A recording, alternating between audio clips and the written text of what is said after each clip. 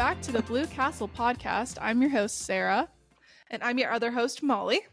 And today we're trying to help you guys out because we know everyone out there is just struggling a little bit with inflation and a variety of reasons why paying for a Disney World trip might seem a little bit out of grasp. So we have collected all of our favorite tips, things that we have actually done to save money at Walt Disney World.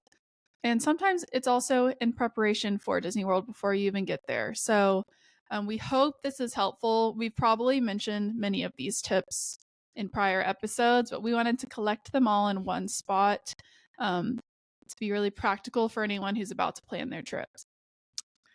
Yeah. So some of the sorry. I kind of was just like listening, like I was a listener to the podcast, and then I realized once you stopped talking, I was like, oh wait, I'm the other host. I need to also step up your game. Don't leave me hanging. The thing I was thinking when I was listening to your podcast, which is excellent, by the way. Thank you. What I was thinking was these tips for saving money, not only are they for the people listening to the podcast, but they're also like a great reminder for me because we have a trip coming up. Some of this stuff is already like too late. Like we've either taken our advice or we haven't on booking a hotel or whatever. But some of these are a good reminder for me, and I thought about that as I was writing them down earlier. Lovely. Yeah, we'll get to it. We'll get into it. A lot of them we could easily expand on for a long time. So we'll try to rein ourselves in and keep it to the point. But you know us, we might get a little distracted. Yeah. Also, in light of, I don't know if you guys have been following the D23 Expo, which is the big Disney Expo that happens every other year, something like that.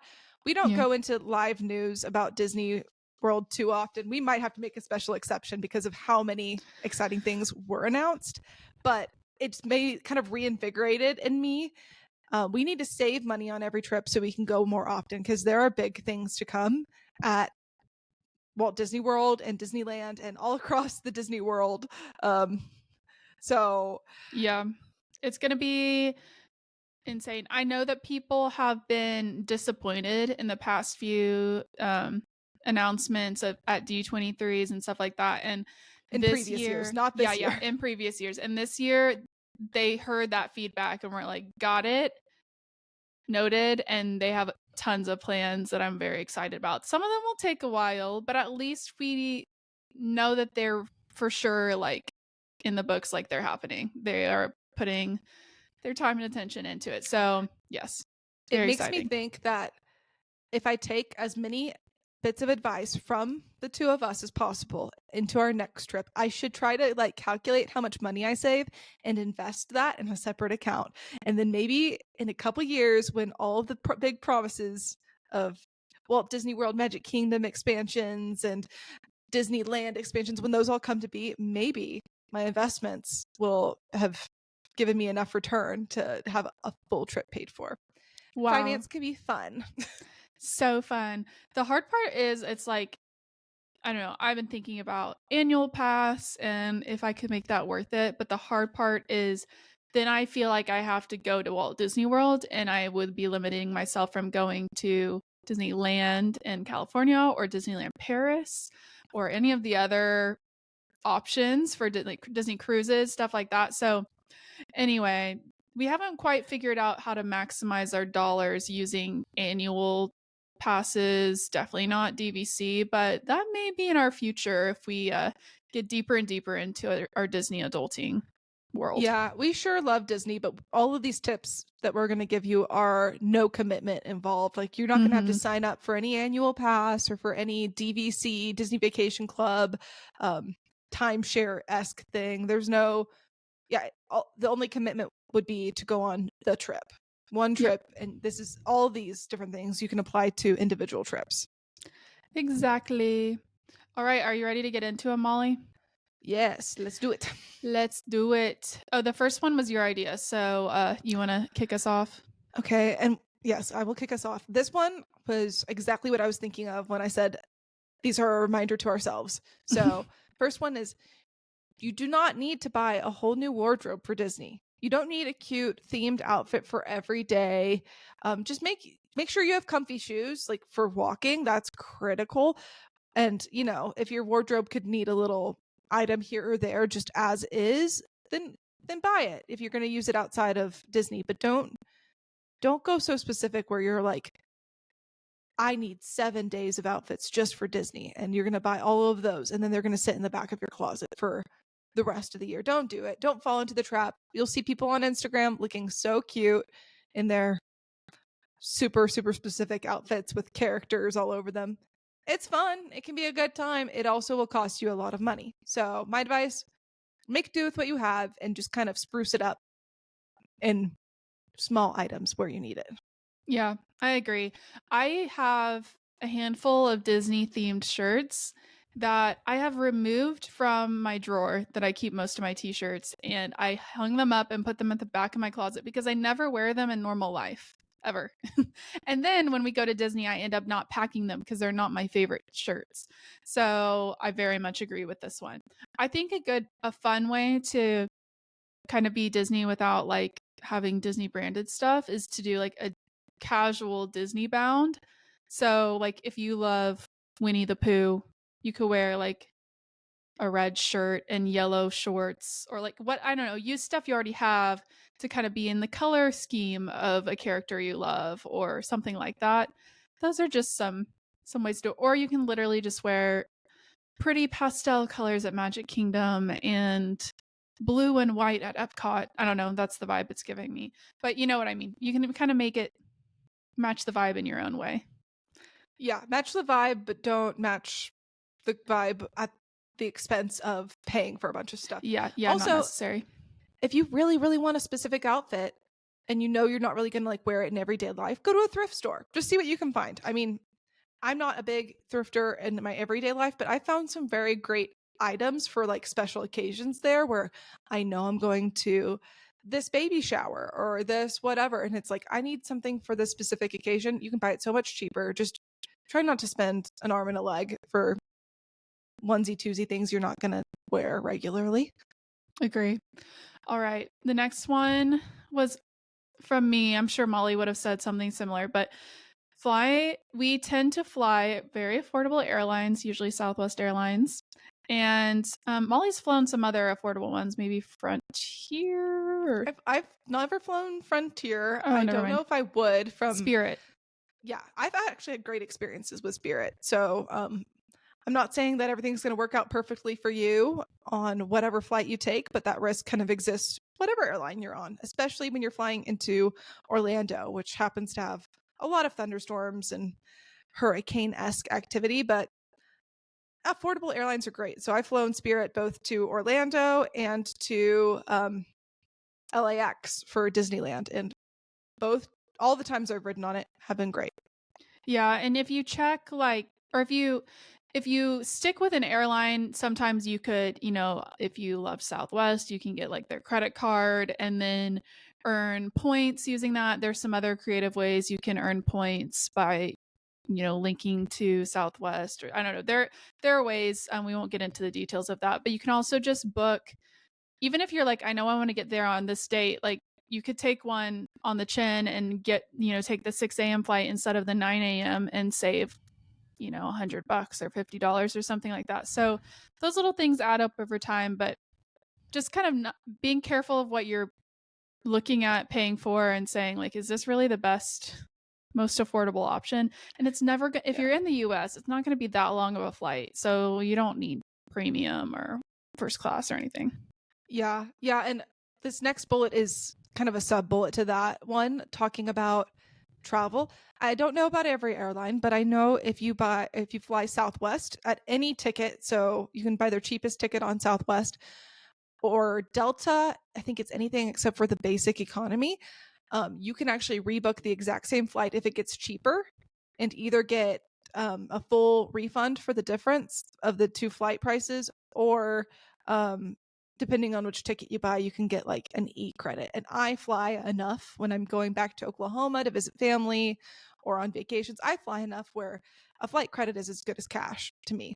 So often I will buy a ticket to go wherever I want on, say, the 6 a.m. flight, and then a month later, the 9 a.m. flight that I wanted actually is cheaper. So I'll change to that. And a lot of times I'll actually get refunded that is flight credit. So always be looking, even after you've booked your flights, be checking to see if it gets any cheaper, and read the fine print if you're allowed to rebook your flight and get some money back.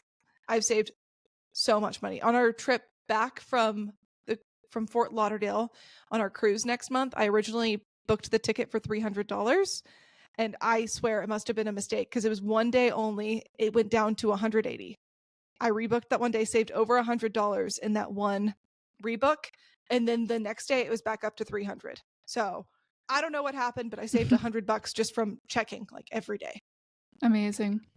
I have not done that as much as Molly, mostly because I don't know. She is very on top of those things, and I feel like I just usually get really cheap flights in the first place. But I also have to fly home for every holiday. You're within driving distance. I have to fly home for more things. I live further from our family. Yeah, I feel like I get like really good deals in the first place. Also, I'm going like Dallas to Florida, and you're going to Salt Lake, and there's usually connections. Blah, blah. It's just more straightforward for me. But all right, the next tip for how to save money at Walt Disney World for us is we just don't rent a car, and we almost always use Lyft or Uber. I have used Mears Connect one time, and it was fine, but and we may still keep looking at it, seeing how Lyft and Uber prices fluctuate. But really, we just get a Lyft or an Uber. We usually share it to get from the airport to Walt Disney World property. And then from there, we do not really use Lyft or Uber. We definitely don't use minivans. Maybe someday we'll do it with a larger group just for the experience, but they almost never are a practical price. And to me, one of our first episodes was about transportation at Disney World and how awesome it is. And to me, I would rather spend like an hour going a roundabout way and it be free, and me like get to see more of Walt Disney World and use Disney's transportation and stay in that magic than get a Lyft or an Uber and it take like 30 minutes. I don't know. Yeah, That's just me. I have really struggled in my last few trips with Lyft and Uber drivers just being not feeling the most safe and also being extremely pricey. So I would agree with that, not just for the money aspect, but also just for the security aspect. Yeah. I've never once felt unsafe or threatened in any way on Disney transportation. Yeah, and I actually think that sometimes when you have to like come up with creative solutions to get from point A to point B, especially resort to resort, it can be fun. Like you can see more things along the way than you intended to and build in some extra sightseeing. So I like it. I'm a big fan of Disney transportation. All right, Agreed. next one. Okay, next one is staying at value resorts. We love them, and they're the cheapest. So, as Sarah said on this, it's a double slay. Honestly, we've never stayed at a moderate, so it's hard to compare to a moderate, but the theming is just unbeatable. If you want like in your face Disney, the values have you. If you want cleanliness and convenience and safety and all the perks of staying on property, they have you. Like I can't think of a true downside to the value resorts until you compare them to like a deluxe. The deluxes are just bougier. They're nicer, but like you're not going to be disappointed in your value resort unless you end up at All-Star Sports the same day as a cheer competition, which we might be, but we'll let you know how we feel about it after. And it'll only be for one day for us at least. But yeah, I agree. Obviously, I mean, like Molly said, I originally wrote this one, but it's just like we keep going back to them like over and over. I've stayed at Pop Century once, Art of Animation twice, and this will be my second time at an All-Star. And we don't go like that often to Disney World. So having gone to anywhere multiple times is kind of a big deal because we have so many resorts we haven't gone to, but they're just so affordable. And we'll get to DVC rental situations later, but it's just so straightforward and easy booking straight through Disney on these, and that's your only option. So you're not like missing some other creative hack to get it even cheaper. You're just getting the best deal. But I will say, I don't think we wrote this one down anywhere, but similar to what Molly said with booking flights, you can like basically like rebook your hotel and get a discount that was popped up after you originally booked it. So that is one to watch too if you book your resort, and you just pay attention if it looks like the price has dropped, and you can get that adjusted. And if you're like kind of weirded out on how to do that, the Walt Disney World website is really good. In the corner, they have like a little pop up that always comes up that's like, how can we help you today? And if you're concerned about losing your reservation or whatever, but you know the price got cheaper, you can just ask, and a cast member will help you. Yeah. Yeah. If you're on the website for any period of time, even if it's really short, it's like fairy godmother or something. Something like that, yeah. Yeah. It's like, what can we help you with today? And I'm always like, get out of my way. But yeah, it is nice whenever you're like, actually, I just want to talk to a human. So let's do it. Actually, I want to be sure that I don't lose this room because it's booked up, and I don't want to like accidentally cancel and then try to rebook it and it's full. Yeah. I personally, I would go through a cast member for something like that. Yeah. Yeah. Just to be safe. All right. Next up is, like I just teased a little bit, a way to save money at Walt Disney World is renting DVC points. So if you want to be a little bougie on a budget, ball on a budget, however you want to say it, you can use DVC points, even if you're not a DVC member. That's what Molly and I are doing on our next trip. I'm not sure when this episode will go out. I think it'll be before our trip, but we are doing that for the first time, and we're saving a lot of money by doing that. We talked about it a little bit when we talked about we talked about Wilderness Lodge in our previous episode. But I'm super excited about it because if it's a good experience for us, it opens up the door to a lot more affordable and bougie experiences. Yeah, and for those of you who haven't been listening to us religiously, or maybe just trying to come up with some really beginner tips, DVC stands for Disney Vacation Club. It is basically a thing that you can sign up for that is somewhat akin to a timeshare. Disney doesn't like saying that, but basically you pay a bunch of money up front and then a small like fee amount. I say small, but relatively small fee amount throughout the years. And over the course of like years and years, you basically get a locked in ish rate for deluxe resorts at Walt Disney World. So it's a big commitment to do that. But what we're talking about is no commitment other than committing to the trip, one singular trip. And you can use third party websites like DVC Rental Store to get connected with people who are trying to sell their points. They are DVC members who have a certain amount of points that are probably expiring by the end of the year. They won't be able to use them, so they want to sell it. It's a mutually beneficial thing where the DVC member gets some money instead of just points expiring and getting no benefit, and then people like us get to experience the perks and the price benefit of DVC without committing. So we love. Yeah.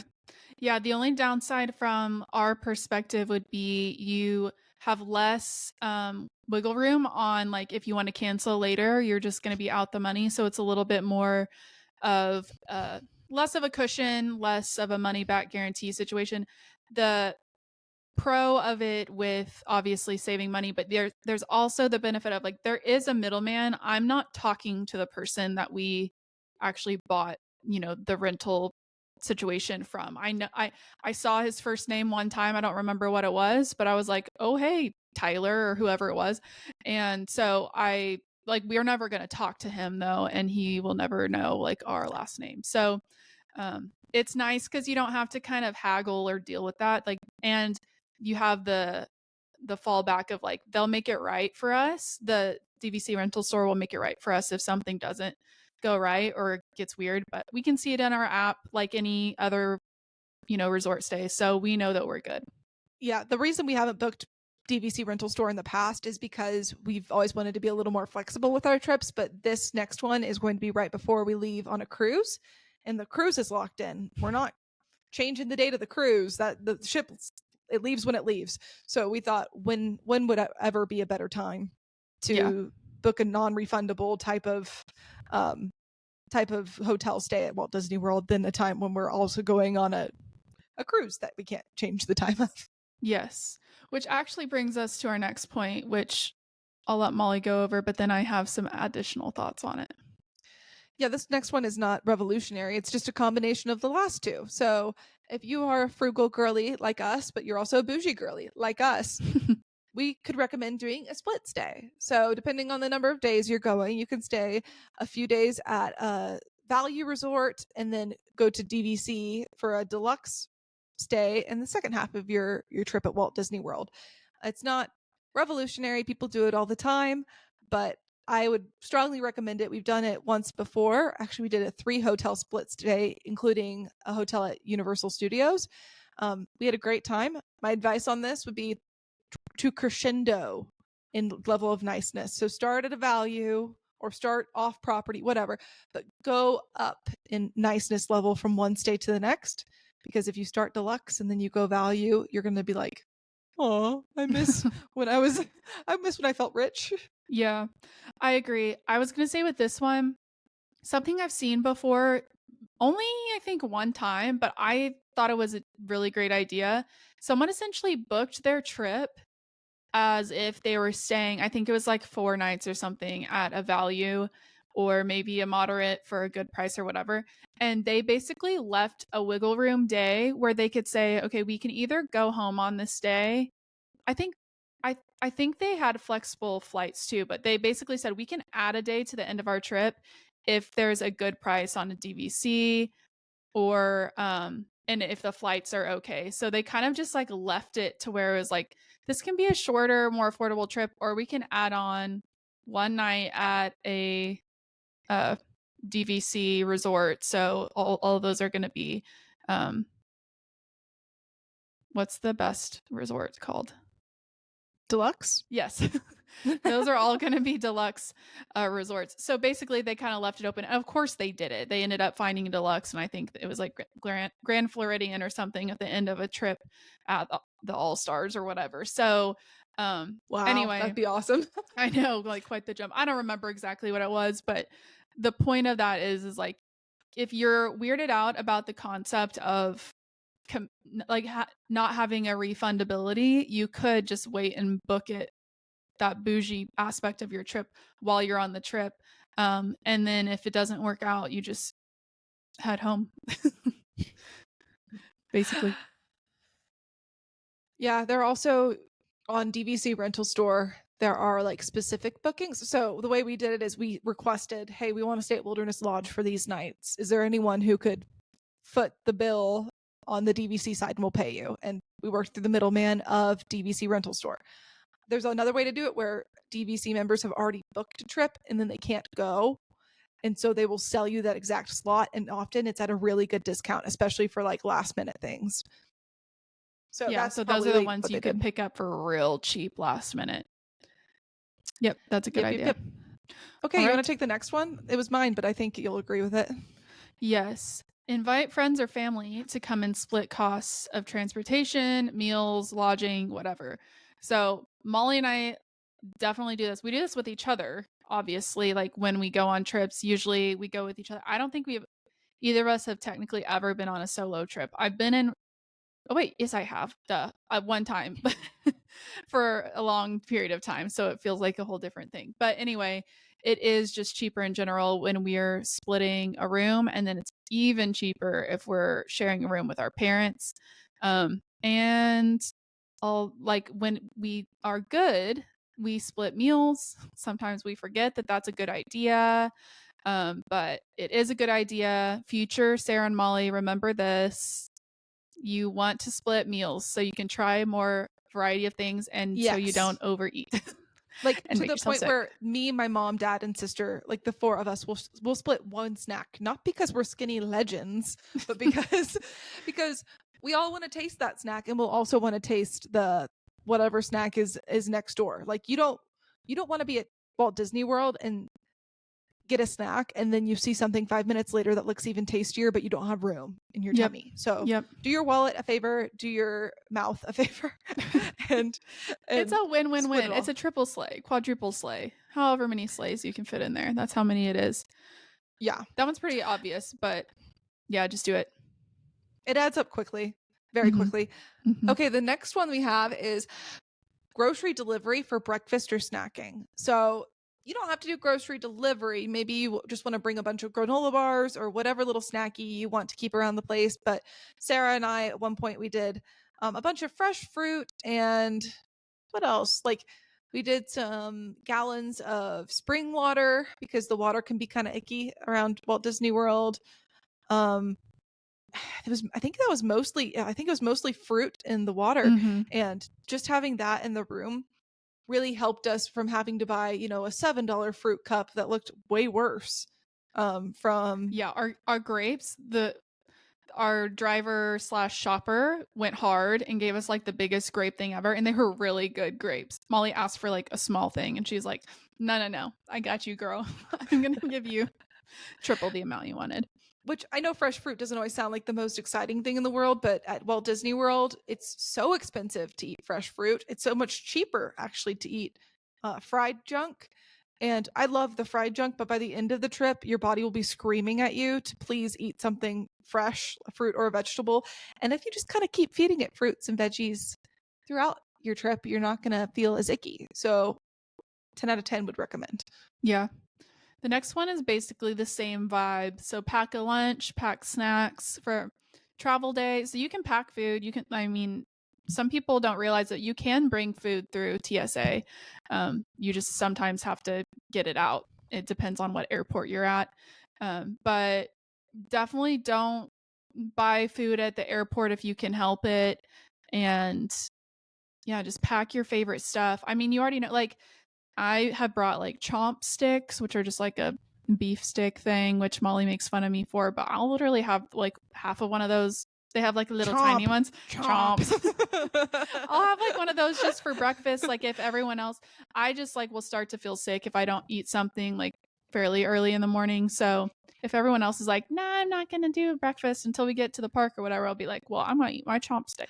Well, this one was specifically for travel day because I've been so underwhelmed with airport food, especially if you're like, you don't have enough time to sit down at a restaurant, and it is so pricey, like absurdly pricey compared to the exact same thing right outside of the airport. So I get frustrated. I like to pack like a peanut butter and jelly and like some pretzels or something, just because even if you don't think you're going to need a meal during your travel time, one delay or one time where you're on the tarmac for an hour, all of a sudden you could get like kind of queasy. So it helps to bring food and don't pay an arm and a leg for it.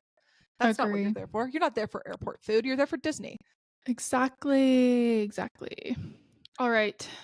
You want the next one? Yeah. So this one, I think this is pretty critical. A lot of people will already know this kind of intuitively almost, but when you're going to Disney World, bring a water bottle into the parks. You can bring it full of water. You can bring it full of Powerade or whatever you want, but bring a water bottle. I would say also bring like liquid IV or some sort of electrolyte powder. It could be like a Powerade powder, Gatorade, whatever. But bring some sort of electrolyte, bring your water bottle, Advil, and sunscreen, because they'll sell you all of those things in the park. They will happily charge you 5 times the amount that it's worth on the street and sell you that Powerade for $7 or whatever. Don't go for it. Just if you come prepared, you don't have to worry about it.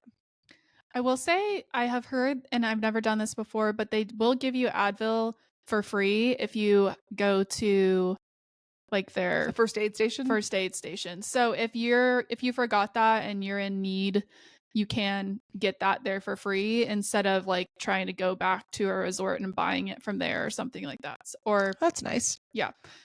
I've heard that from multiple people, so I think that it's legit. I've just never tried it myself. Yeah, you might have to go up there and just tell them your symptom instead of asking for the medicine. If you just say, Advil, like, please. I have really bad headache. And they'd be like, oh, my head hurts. I will prescribe you Advil. Yeah. All right. The next one is bring a cheap rain poncho in your park bag, especially during the times of year that you know it's going to rain a lot, which is now. And through when we're going to be there, it'll be like dead middle of hurricane season. Woohoo! I wonder why our cruise was so cheap. I know, for real. But you can get like a bunch of ponchos for really cheap at Amazon or just like Walmart, wherever. and they're really pricey at the park. If you forget, like, you can buy an umbrella, you can buy a poncho, you can buy a rain jacket, but it's going to be really expensive. And So they're not disposable, which, I mean, it's not a bad thing. You have a reusable poncho, but like, how often in the real world are you going to whip out a Walt Disney World poncho that's like yeah, really thick? I bought one at Universal Studios in probably like 2017, and I used it that one day, and it was great for that one day. But I still have it, and it's all rolled up, and I've never used it again. I always think I might, but it's just too chunky. The disposable cheapo ones, they keep you dry enough, and they pack so small in their little original package that like you can put them in a tiny little In a belt fanny bag, pack. and you don't Yeah. even notice they're there. And that one is, I added it to the list, but Sarah has been the queen of always remembering the ponchos. So shout out to Sarah. Often it would start raining and she'd pull out like enough for the family from her backpack or whatever, or she'd give them to us at the beginning of the trip. Yeah, that's actually what I do because I don't carry a backpack usually. I have my little Lululemon belt bag, so it's really small. So I'm like, okay, I brought these all for you guys, and there's rain on the forecast, so put it in your bag. And I'm wearing mine, and you can't have it. And part of it is also, I'm going to give this to you so that if it rains and you get wet, then I don't feel guilty about Yeah, you're not not wanting a to go party back to the pooper. room. Yeah, Yeah. Like, we're not going back to the room. We are equipped for this. No, we're all going to be troopers. tough it out, dude. Talking to you, Dad. Alrighty. The next one. Okay, this one I can go on this one again, even though. Yeah, this is you. Okay. And I don't know if Molly agrees with me on this. I think she does. But I said minimize character dining or just table service in general where you can. Obviously, do the table service, which is just a sit down dining where you have a waiter or waitress. And like do those things when you really want to do them, but don't feel like you need a reservation every day for this big, you know, awesome dining experience. Like we have had multiple days in a row at Disney World and never done a sit down dining. And we don't do character dining like hardly at all because that's an upcharge in and of itself. And those are really pricey. So if we do those, we tend to make them like the focal point of that day. And it's usually like a rest day. So that way it's kind of like the one time we've done a sit down restaurant at a park, a table service restaurant in a park, kind of willy nilly, we regretted it. We went to Nine Dragons in Epcot and it was really good. We just didn't know that Epcot, like, the thing to do is kind of to snack around. And we ate so much at Nine Dragons. It was very good, but it took a lot of our day and it took a lot of our stomach space and a lot of our money. So, oh, we also did Beer Garden once there. but we needed that break. I think the difference is like, yeah, just I don't know, do it intentionally because if you know you're going to have a long day and you're going to be at a park that's really far from your resort and you're going to want a bunch of uninterrupted air conditioned time where you can sit and you're served and people refill your water a million times, like totally go for it. Like if that's part of your plan, do it. But I would say just don't accidentally stumble upon or feel like obligated to overdo it on the dining because there's so much good food that's more affordable and it's not going to take up as much of your time. That's just my practice take. mindfulness when it comes to food consumption. Be present. Okay. Exactly. Next tip. Okay. This one is, I think, super smart because it came from me. But this one is like check the busyness, forecasted busyness or crowd level for the days that you're going to be in the parks before you buy Fast Pass, Lightning Lane, whatever system is in place when you go. I just say that because there have been days where we got Genie Plus, specifically at Animal Kingdom, and if there aren't enough attractions that use it and it's not too busy, like there are multiple scenarios where I could imagine that it would be a waste of money, and it can be like $25-$30 a person to get individual attractions and the Fast Pass multi-lane or whatever it is now. I did a whole episode on it and I can't even remember what they're called, but multi-pass, single pass. Yeah, you can rack up quite the bill doing all the individuals and multi attraction stuff, and you might not even need it. So try to do a little sleuthing to figure out if on your particular day at your particular park it's worth the money. Good call. Alrighty. The next one, I mentioned rest days earlier, but this one is just incorporate rest days into your trip. It's obviously, to me, this is just a good tip all around. Most of these tips, honestly, they're good for your wallet, but they're also good for your like peace of mind, sanity, rest, all of those things. But a rest day in Walt Disney World trip terms is just a day where you're at Walt Disney World and there's a break where you're not going to a park that day. You don't have a reservation, you don't have a ticket, and you're just planning on generally resting, taking it more easy, but obviously you can still do fun things throughout the day. It's just restful in comparison to a park day. So, and if you haven't been to Walt Disney World, you might think like, no, I'm going to Disney World. I want to be in the parks every day. Rest day sounds boring. No, it is so nice. Even if you're not a pool person, just being able to take one day where you sleep in a little bit, maybe enjoy a sit down restaurant at your resort or go explore Disney Springs, but you'd feel no pressure to like maximize your day. Oh, it's a load off the shoulders. Your feet will thank you. Your wallet will probably thank you. yep. Yeah, you're already paying so much money to get there. Like, to travel to Orlando, to stay at the resort that you're staying at. And there's so much free available to you that is so awesome Disney experience. So soak it in, and yeah, everyone in your party and everyone in your family will thank you for the break. And if they're itching to get into a park, I mean, they can like they won't be by the time you get to your rest day, especially if you do like 2 days on, 1 day rest day, then another park, then a rest. Like Yeah. And it'll be welcome. a rest day could extend your trip. Like honestly, if you have a family of 4 and it's $100 a person a day to get into a park, you're saving $400 in that one day. You could most likely extend your trip by 1 day by having that rest day. Like either you get to keep that money or you can use it to extend your trip and do another rest day or go to a water park or do something a little cheaper than a full-on regular park day. Yep. Love it. All right. You want the next one? Sure. Okay. Next one is minimize your souvenirs. So souvenirs can be really fun, especially if it's really like a once in a lifetime trip. We've heard that before. Doubt it. If you think it's a once in a lifetime trip, you'll probably be back. Yeah. But instead of souvenirs, we found what we treasure more are photos of us and the things that we enjoyed, photos with the things that you like, photos with a cast member that you really liked with their permission, of course. We only choose to buy souvenirs when it's something that we like can't live without, or we feel really attached to, or it's like really small and affordable, like a pen. Like sometimes those things are really small, but you're like for the 50th anniversary, I love the 50th anniversary, and I wanted something themed to it, but I didn't want like a whole. I didn't like. I'm an adult. I don't need a stuffed animal. I'm like, I don't want a shirt because that'll wear out and get gross. Like, I just wanted something to be like, remember that time. And pins are relatively affordable and they're very small and easy. So that's what I got on that trip.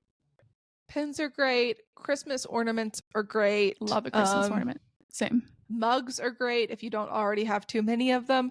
But we like small things that are like usable and will bring a smile to your face, but aren't necessarily something you're expected to wear every day or have sitting out in your home on display. Like there's a lot of souvenirs where you think, how would I actually use that? But a mug or like a fun cup with a lid, things like that, I'm a big fan of. But then again, I don't do it every trip. Like this upcoming trip, I'll do something. I'm going to get something from the cruise ship. This is going to be my first time going on a Disney cruise line.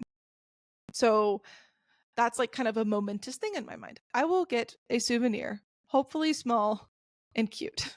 Yeah. But not every trip. Yeah, I forgot that I have been doing that, but I get an ornament at most trips, or not every trip, but at like most resorts. If they have a cute ornament, I'll get one for that resort. If I liked the resort, which I like all the ones I've stayed at. Actually, I didn't get one for All Stars, and I don't feel a need to. I don't even think they have one. Anyway, All right. Love that tip. Um, You want to take the next one? no, you got this one. This was your idea. Okay, this one is one that I've seen online from multiple people, so I can't claim credit for it. But if you have little kids, maybe consider buying Disney souvenirs for them before you go to Walt Disney World. So you can go to Target or online and get just like a little Minnie Mouse stuffed animal or whatever you think your kid might be into. And I'm talking like little kids that wouldn't notice this. But if you surprise them with that at Walt Disney World, they're not going to know the difference of where you bought it, but you might spend half or less on that. So it's not a huge thing, but I know little kids will often want everything that they look at. And if you just beat them to it by giving them a cheap little thing and say, this is your special toy for this trip, you might be able to save yourself some heartache by setting that boundary early. Which I don't know. I'm reminds not a me, parent. one thing that that our niece and nephew got that they could have gotten for way cheaper if we had given them the heads up or if we had known to was, those squirt bottles with a fan on them.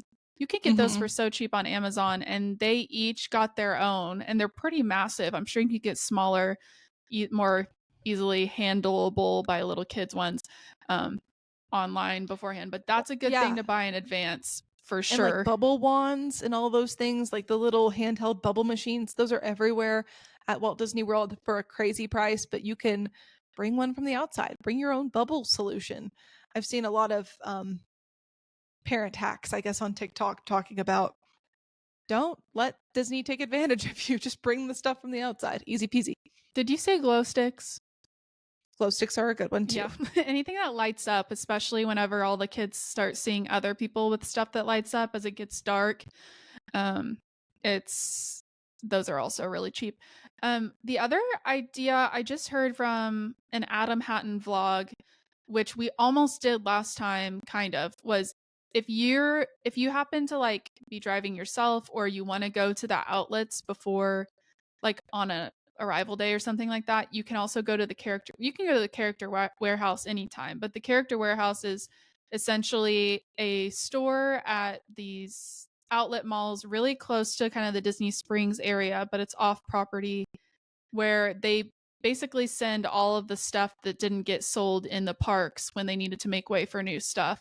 And they have a lot of really good stuff in there for pretty significant discounts. Molly and I got some Magic Band Pluses for like what, $10 or $15? Yeah, I think they're like 40 or something if you buy them in the Yeah, park. normally. Like significant And discount. ours are like cute, like themed. Molly's is Jasmine, mine's Tiana. Like they're not just plain boring ones that would be the cheapest ones either. They'd probably be mid-tier priced. But anyway, we like there's some really great deals there. So if you have a rental car and you have some free time on your arrival day, would be great to go there and let everyone pick something out or something like that so that you're saving your money that way and you still got it at Disney. If you really want to have that, like if your kids are old enough to be like to know the difference kind of thing. Um Or anyway, if you're an adult and you're old enough to know the yeah, I mean, difference. I love the character warehouse cuz I feel like we found some really good stuff in there, but sometimes you go in there and it's just a dud. Like nothing is in your size. You can tell they haven't gotten like a fresh load of stuff for a while. So it just kind of depends on your timing and the luck of the draw, but Yeah, I think that they get pretty regular deliveries on like a certain cadence. I don't know what that is. So as far as I'm concerned, it's random whether it's going to be good or not. yeah, it's just also personal preference what kind of stuff you like. But all right, the next tip for how to save money for this one is actually not Walt Disney World. So these next two tips are related to Disney Cruise Line because we are starting to get a little bit of experience with that. And very soon we'll have even more experience by actually having gone. So we'll have probably more tips for how to save money once we get there. But first tip here is book well in advance. Like as soon as the itineraries drop, I don't know when the price started to go up. It stayed pretty steady for at least a month or two after the itinerary dropped. So it's not like you have to be on like right on the dot, but the prices are definitely the cheapest when the itinerary first drops, and that's steady. So unlike flights or hotels where it can kind of fluctuate, it very rarely goes significantly or any cheaper later on. There are Yeah. some other hacks to get cheap prices closer to the cruise to the sailing, but it's not going to be cheaper than booking way in advance. And it's not guaranteed. Well, it's kind of funny because what you're talking about is called a guaranteed rate if they have availability close to the sailing time and they discount it a little bit. But it's, as you said, it's not cheaper than it was when they originally listed the sailing. The other thing to note is I was trying to do some research. My goal was to convince our brother and his wife to take their kids on this cruise with us. It would have been a last minute thing. I looked up our cruise, no availability of any cabin type. So not only if you wait till the last minute, you won't necessarily get the sailing you want to go on either. So it's not going to be cheaper and it might not be available at all. Yeah, so those types of tips are really only going to be helpful for people who are super flexible, like who are probably local to the city of departure area or just have really flexible jobs that they can kind of up and go like whenever. So which is not most people. So definitely book well in advance, and you can get your money back for a long time on the cruise. So even if you book super far in advance, if your plans change down the road, you can just get your deposit back, and your deposit's not that bad. So it's to your benefit to just go ahead and try to book it and just pay attention to your family and if that schedule is going to be realistic or if the timing is going to be realistic, and you can always cancel later. Agreed. I think, Sarah, you might have even booked this trip before you were sure that I was on board. I think you booked it before you even told No, me. I think I texted you and you were like pretty sure. Like you and I think it was mom and dad who were pretty iffy. Anyway, it was kind of murky and I was like I'm booking it anyway, and then it got more and more locked in. I think me booking it helped prompt people to be like, "Oh, it's real. Ooh, that feels good. I want it to be real." Okay, I'm going. Oh yeah, after we booked this cruise, it was like we booked over 500 days in advance. And I know that because there's a countdown on the app that you get. Um, and as soon as we booked it, I was like, oh, that feels good. I want to book another one. I want to go. And I was looking at booking one for closer, like for an earlier Yeah. time slot. But again, they're more expensive. So it wasn't realistic. And we ended up going to Walt Disney World instead, Yeah. which is fine. Well, and I think the reason we were actually on top of it with booking this one is because of all of the hype around Lighthouse Point, Lookout Key at Lighthouse Mhm. Point, and which is the new location, the new Disney private area, not the whole island this time, but private area off of a already existent Bahamian island. So, or not existent, obviously, all the islands exist. You get what I mean. But the point is, we were aware of it coming up, and the itineraries dropping because of that new aspect of it. But otherwise, we aren't really like cruises really haven't been that much on our radar, and we kind of had been interested in talking. But now I think we'll have to come back with an update on the potential of getting like I think it's called a bounce back rate, where if you book something, you can kind of loosely book something while you're on the cruise for a pretty good discount for out in the future. So we might have to do that or I look was into curious. that. I'm curious about that because the Disney Cruise Line has started posting more and more about their newest ship. So the Disney Treasure is coming out at the end of 2024, and then after that is the Disney Destiny, and that one is very much Marvel, Hercules, like adventure is out there kind of a theme. And I've showed that to my boyfriend, and he is very excited about that one. He's like, that's the cruise ship I would go on. Yeah, that's the one I would want to go on. And that one, I believe you can start booking it in the next month or so.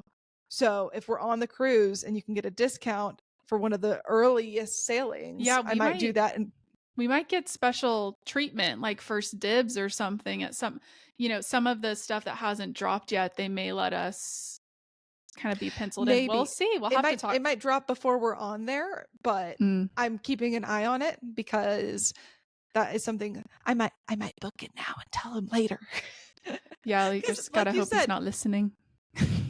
well, yeah, I don't think he listens that adamantly. I think he sees the TikToks, and that's enough for him.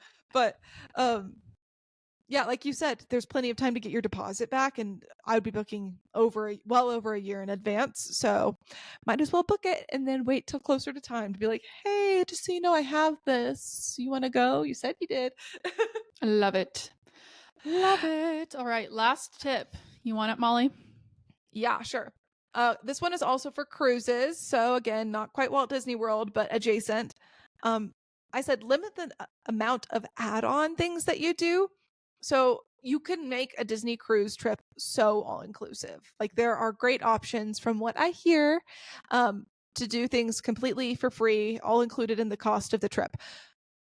But then they can kind of get you because there are things that are an upgraded charge, and they all sound very exciting, like really nice dining and excursions and spa treatments, fancy coffees, adult beverages, smoothies, like random things that you might think are included and it turns out they're not, or things where you're like, we're on a cruise, why not? It's already all paid for. Let's go on the excursion. Let's go to Paolo for brunch or whatever. And I would say do what you want to do when it comes to all of that, but also keep in mind that that adds up. And just because your trip is paid off doesn't mean it was free, which I'm going to have to remind myself of that because we paid for this months ago. Girl math says it's free, but in truth, it's really not. Free. Frey. Yeah, it's not free. Unfortunately, it's not. But we did already pay for it. So I think that this one for me will be easy on my own to stay true to, but if Molly or our parents have kind of an itch to do something to upgrade, I'll be like, yeah, I might do it. I have booked a haircut for the cruise. I don't know if I'm going to keep that or not. It depends. It's on the last day or the last like full day, which is a day at sea. And if I feel like that'll just take me away from getting to do something else, I'll probably cancel it. But and I don't know. I think it's like relatively affordable considering other prices of haircuts. But anyway, I'm just blabbering at this point, but the point is I have one thing that's kind of an add-on that I have right now that I don't know if I'm going to keep. But it would be an interesting experience. It's so hard because everything it's like, ooh, but you know, Yeah, while in Rome, like when in Rome, went on a Disney I have cruise. I have one add-on booked and it's from me and my dad to go on a wine tasting. I think it's like $50 a person. It's not cheap, but it's a conscientious decision. You know what I mean? Like Mm-hmm. we both decided that is the thing we want to do. We're not going on excursions. Also, another note that we didn't put on here, you can bring alcohol on board. So specifically each adult 21 and over can bring 2 bottles of wine in their carry-on, or I think a 6-pack of like beer or hard seltzer. That's completely allowed for you to bring on the ship, and it will save you, I would guess, a lot of money. Like I'd guess if you're going to drink 2 bottles of wine per person, that could probably save you upwards of a couple $100, depending on which glass of wine you would have paid for on the ship. Would you just buy that like Instacart in Orlando or something? Are you thinking? I looked at it online, and we're our departure port is Fort Lauderdale, and I looked at where Disney's cruise line departs from, like where their port is, and right across the street is a liquor store. They So know. I think it's a pretty common thing, and it looks pretty walkable. But like at the end of the day, if we can't bring a couple bottles of wine on or we don't have time, it's not like a killer. But it's if we get to Fort Lauderdale and we've got some time, then Dad and I might go get some wine bottles for sipping at night. That's funny. I hadn't even thought about the logistics of that, but that would be a really easy tip for, especially if you were like planning, if you're someone who's like, yeah, that's going to be part of my experience. I'm going to get like an alcoholic drink, in the evenings or something, like, and you want to save some money. That's definitely a way you're going to save some money. But yeah, I think there's a corking fee if you were going to drink it at a restaurant, like on board. That's how it usually is. I would guess that whatever you bring on board is mostly for in your room. In your room, or maybe if it's like a can of a hard seltzer, maybe you can bring it to the pool. I don't know if that's a no-no or not. I would say no glass by the pool, but other than that, I don't think you're supposed to really drink it at bars or restaurants if you brought it on board yourself, just kind of as a courtesy thing. But if you're chilling in your room, sitting out on your balcony if you have one, could be very nice. Which we don't. That was another way we saved money. We have a window, a big giant window. So we might regret not getting I don't a think we'll balcony. regret it because of how much money we saved. And to me, I've said this before. We're setting the bar low-ish on our cruise expectations. We didn't get the nicest room. We didn't get the nicest, newest ship. We didn't get like the longest period of time with all the like best stops. Like we aren't even doing Castaway Key yet, which is extremely popular. So we were It's very much an intro trip. Yeah, I think the biggest like shiny, bell and whistle is the new location, which is Lookout Key at Lighthouse Point. So, and then we're in like literally, I think it's the oldest or second oldest ship that Disney has. So, I I think it's kind of like the philosophy Molly mentioned earlier of starting at a value resort and ending your Walt Disney trip at deluxe. We're starting low on purpose, but I think we're gonna still be oohed and awed and wowed and amazed. I am counting down the days. We know. I have been for forever. But How many days is it now? Today 30. it is. Well, oh wait, no, it's to the 29 days until we we get there leave on for the Thursday trip, night. but the cruise is a little bit further than that. So, yay! Anyway, all right, this is a fun one. Yeah, I mean, we love talking saving some coin because the more money we save, the more trips we can go on in the future, and the better we feel about ourselves and our wise spending habits. I think that's gonna do it. Any closing remarks, Molly? Nope. All right. Well, thank you all for listening. And we'll see you later, Castle Dwellers. Bye.